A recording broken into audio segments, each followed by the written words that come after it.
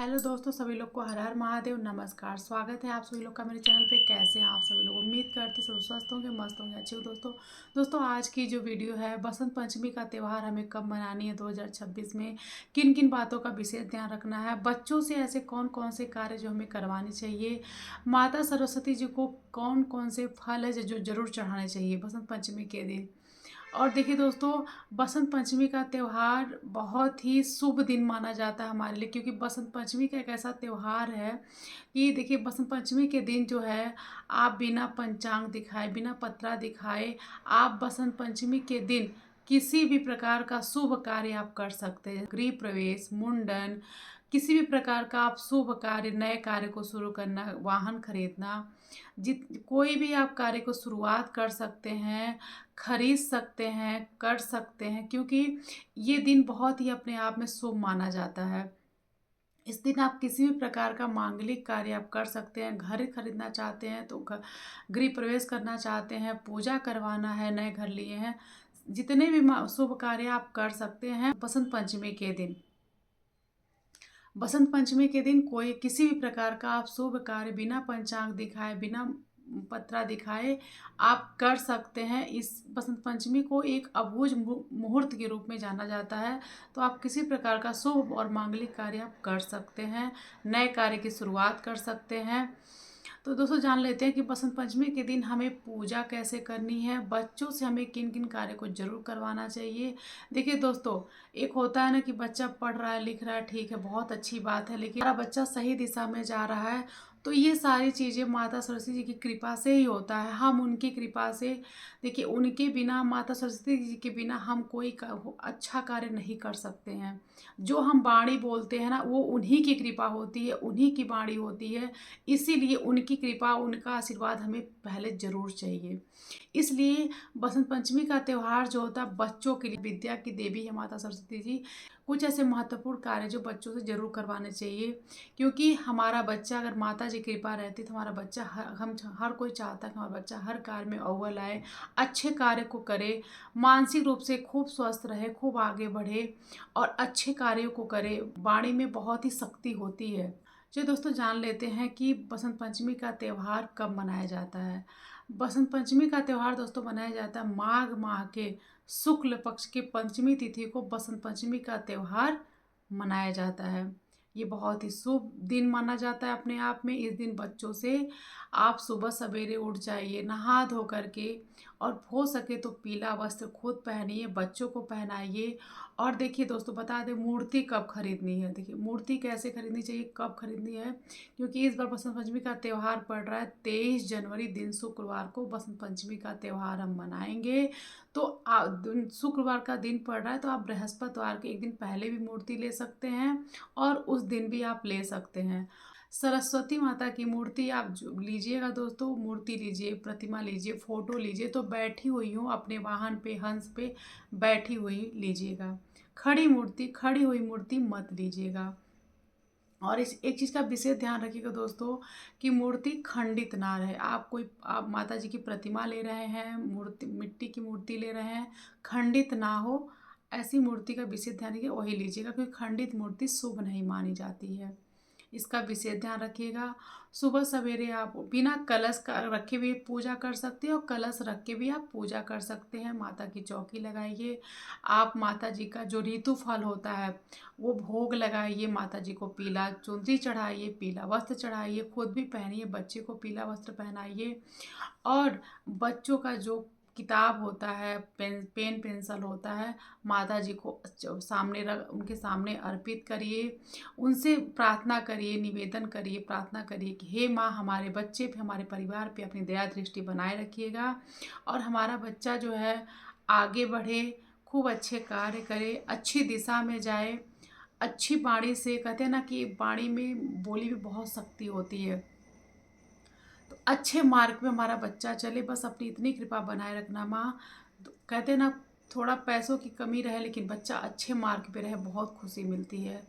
तो पढ़ाई लिखाई थोड़ा कम है, ठीक है, लेकिन अगर बच्चा अच्छे मार्ग पे है, अच्छी अच्छे कार्य को कर रहा है, हमारे बच्चों से किसी का दिल ना दुखे, गलत मार्ग पे ना चले, बस बुद्धिमान रहे, तेजस्वी रहे, यही हम कामना करते हैं माता जी से। इतनी कामना माता जी से ज़रूर करिएगा, हमारा बच्चा हर कार्य में तेजस्वी हो, बुद्धिमान हो, हर कार्य में अव्वल हो, अच्छे मार्ग पे चले, इतनी कृपा बनाए रखना। ऐसे बोलते हुए माता जी से प्रे करिएगा। और बच्चों का जो भी किताब है, कापी है, पेंसिल है, माता जी के सामने ज़रूर अर्पित करेगा। और उस दिन बसंत पंचमी के दिन बच्चों को डांटना नहीं चाहिए और ना ही बच्चों को पढ़ने के लिए कहना चाहिए, क्योंकि वो दिन माता जी को आराम करने का दिन होता है बच्चों को। और बहुत खुशी भी होती है बच्चों को कि आज के दिन हमें पढ़ने के लिए कोई कहेगा नहीं।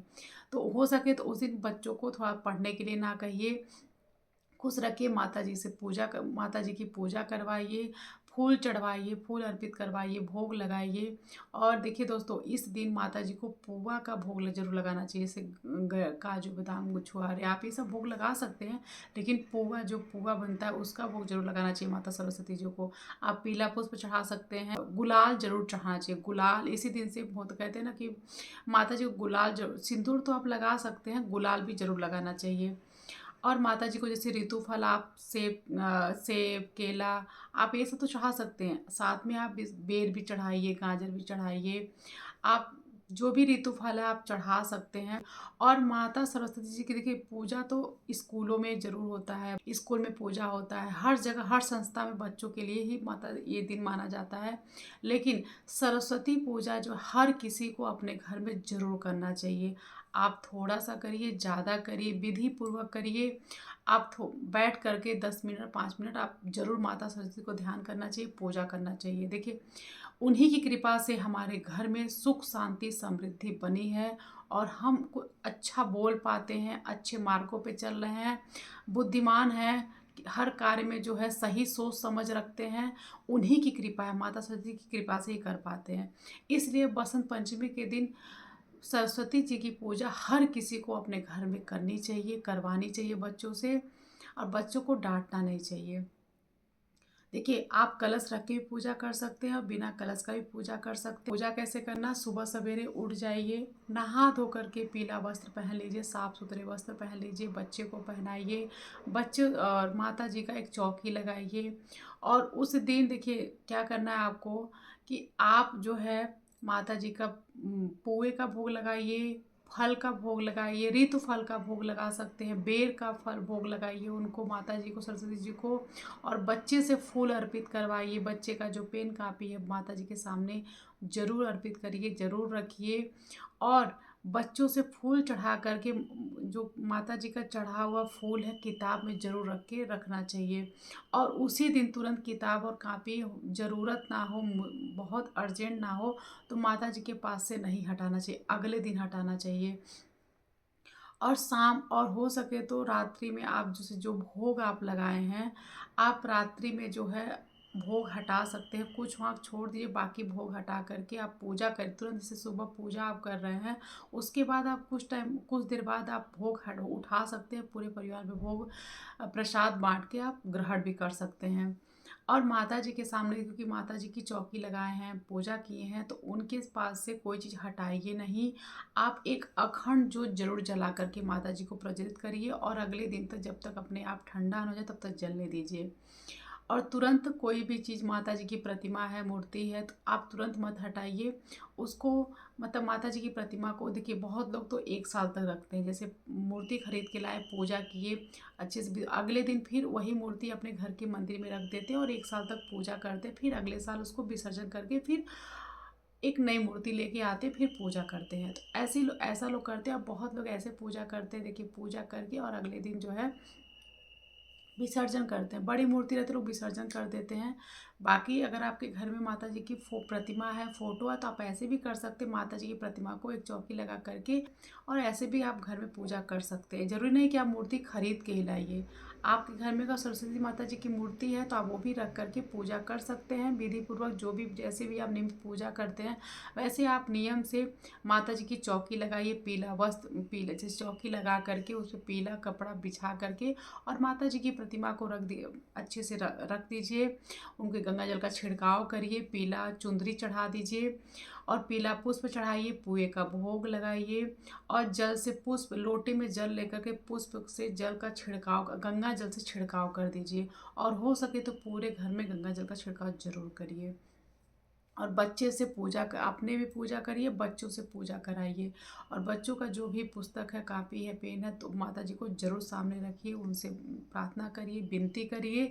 हमारा बच्चा हर कार्य क्षेत्र में थोड़ा सा कम पढ़ा रहे, कहते हैं ना, कम पढ़ा रहे लेकिन बुद्धिमान हो, तेजस्वी हो, जो भी बोले सही, अच्छा बोले, सही मार्ग पे चले। इसलिए माता जी से विनती करिए, प्रार्थना करिए कि हमारे बच्चों पे, हमारे परिवार पे अपनी कृपा बनाए रखिए, अपनी दया दृष्टि बनाए रखिए।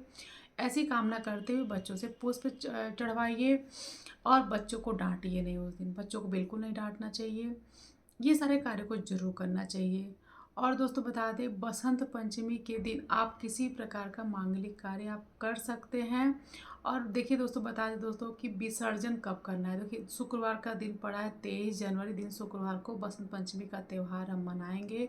तो विसर्जन आप शनिवार को भी कर सकते हैं, रविवार को विसर्जन नहीं करना चाहिए। किसी भी पूजा का विसर्जन अगर आप कर रहे हैं तो रविवार और मंगलवार को विसर्जन नहीं करना चाहिए। ये सब तो आप लोग को पता ही होगा कि मंगलवार और रविवार को विसर्जन नहीं करना चाहिए। इसलिए आप अगले दिन शनिवार को विसर्जन कर सकते हैं। जो प्रतिमा है आप मंदिर में रख दीजिए, अपने घर के मंदिर में रखिए। बाकी जो प्रसाद है आप पूरे घर में बांट के ग्रहण कर सकते हैं। बाकी जो पुष्प है, जो भी चीज़ें पुष्प है और चीज जो सामग्री आप चढ़ाए हैं, आप वो सब अपने ले जा करके विसर्जन कर सकते हैं। अपने नदी, पास में नदी, तालाब, सरोवर है, वहाँ विसर्जन कर सकते हैं।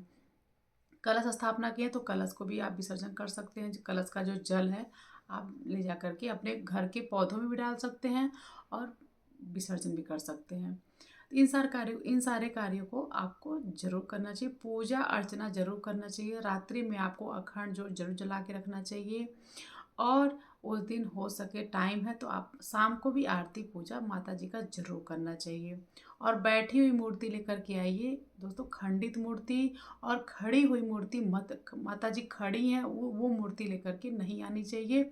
माता जी अपने वाहन पे, हंस पे बैठी हो, वही मूर्ति लेकर के घर में आनी चाहिए। प्रतिमा है, फोटो है, मूर्ति है, आपको लेके आनी चाहिए। ठीक है, सारी बातें समझ में आ गई। अब जान लेते हैं दोस्तों, बसंत पंचमी तिथि कब प्रारंभ हो रही है, कब समाप्त हो रही है और पूजा का शुभ मुहूर्त क्या है। माघ शुक्ल पंचमी तिथि प्रारंभ हो रही है 23 जनवरी 2026 रात को 2:29 से, और पंचमी तिथि समाप्त हो रही है 24 जनवरी 2026 1:46। इसलिए उदया तिथि को ध्यान में रखते हुए बसंत पंचमी तिथि का त्यौहार जो हम मनाएंगे 23 जनवरी दिन शुक्रवार को, क्योंकि आप 22 भी कह सकते हैं और 23 तारीख को भोर में भी कह सकते हैं कि 2:29 पे पंचमी तिथि प्रारंभ हो जा रही है, और जो कि 24 जनवरी को भोर में 1:46 पे समाप्त हो रही है। तो उदया तिथि को ध्यान में रखते हुए बसंत पंचमी का त्यौहार हम मनाएंगे 24 जनवरी दिन शुक्रवार को। अब जान लेते दोस्तों, पूजा का शुभ मुहूर्त क्या है। तो पूजा का शुभ मुहूर्त है सुबह 7:15 से लेकर के दोपहर को 12:33 तक पूजा का शुभ मुहूर्त है। तो उम्मीद करते हैं दोस्तों, बसंत पंचमी तिथि से संबंधित सारी बातें आप लोग को समझ में आ गई होंगी। दोस्तों, अगर वीडियो पसंद आता है तो एक प्यारा सा लाइक ज़रूर करिएगा। इसी साथ में वीडियो को यहीं करते एंड, मिलते हैं नेक्स्ट वीडियो। तब तक के सभी लोग को हर हर महादेव, नमस्कार।